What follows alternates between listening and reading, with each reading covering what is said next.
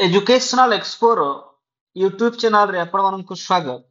आपण माने जानिथिबे आज एलटीआर हिंदी रो जो डबल बेंच रो केस टी हाईकोर्ट रे तार हियरिंग थिला।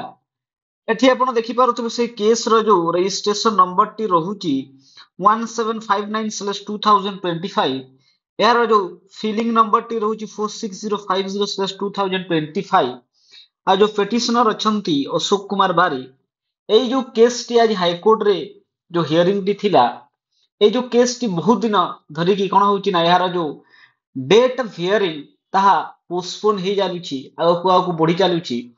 तो ना आज कोन हला जो एडवोकेट थिले से ना कोन कहिले कि एई जो केस टी एते बेले हियरिंग आरंभ हला एडवोकेट टी कहिले कि मोर एई सेम टाइम रे कोन अछि ना आउ गोटे केस अछि I was appearing for the other cases सेई सेम टाइम रे अदर केस पाई से एपियर हेबे सेति पाई से मना कर देले कि आज से सेठी आर्गुमेंट करि पारिबे नाही।